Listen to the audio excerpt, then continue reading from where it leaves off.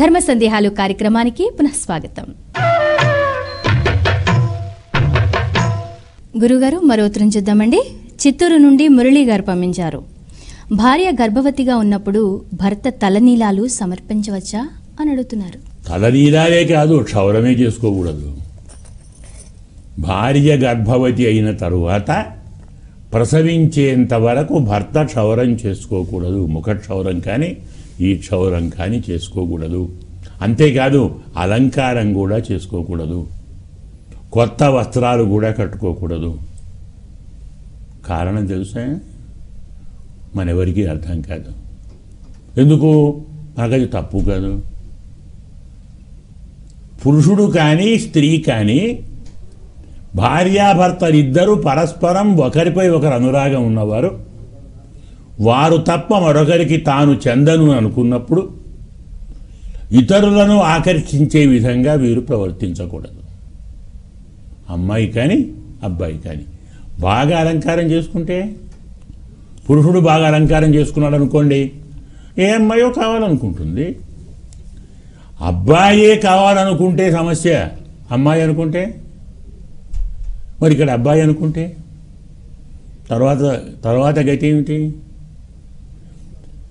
గృహస్థాశ్రమం, ఏకపత్ని వ్రతం, ధర్మ పరిపాలన ఇవన్నీ ఆకర్షణలోనూ అలంకారంలోనూ ఉన్నాయి. అంటే మళ్ళీ అడుగుతారు ప్రశ్న, మనస్సు నిగ్రహంగా ఉంటే ఎలా ఉంటే ఏమండి? ఒక శాస్త్రం ఉంది, ఆ రహస్యం తెలియక ఇలా మాట్లాడతారు. తప్పు చెయ్యటమే తప్పు కాదు, తప్పు చెయ్యాలి అనుకోవడం పెద్ద తప్పు. ఆచరణ కంటే సంకల్పమే తప్పు. మంచి చేస్తేనే ఫలిస్తుంది, చెడు తలిస్తేనే ఫలిస్తుంది. ఈ తేడా పాపానికి పుణ్యానికి ఉంది.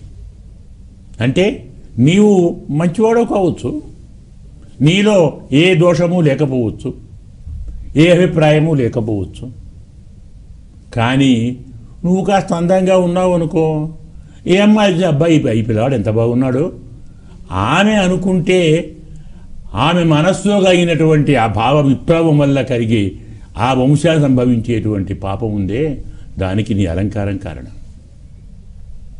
ఒప్పుకుంటావా?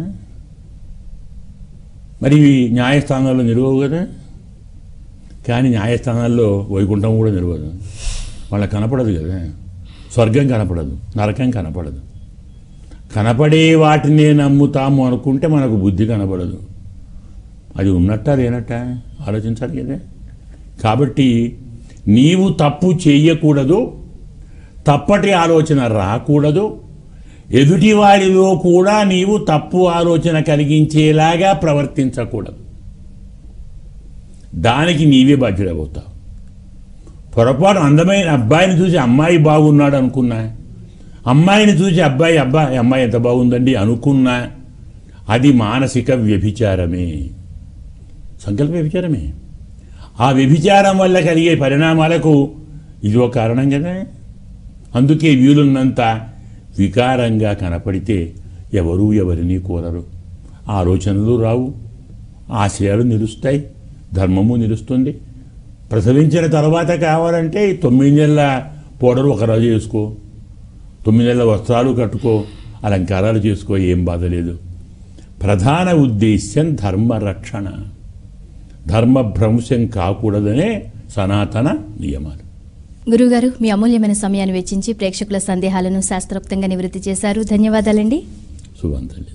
చూశారు కదా, ఇది వాళ్ళ ధర్మ సందేహాలు కార్యక్రమం. మీకు కూడా ఏమైనా సందేహాలుంటే మాకు రాసి పంపించండి. మా చిరునామా ధర్మ సందేహాలు, కేర్ ఆఫ్ భక్తి TV, road number 92, Jubilee hills, Hyderabad 5,96,000.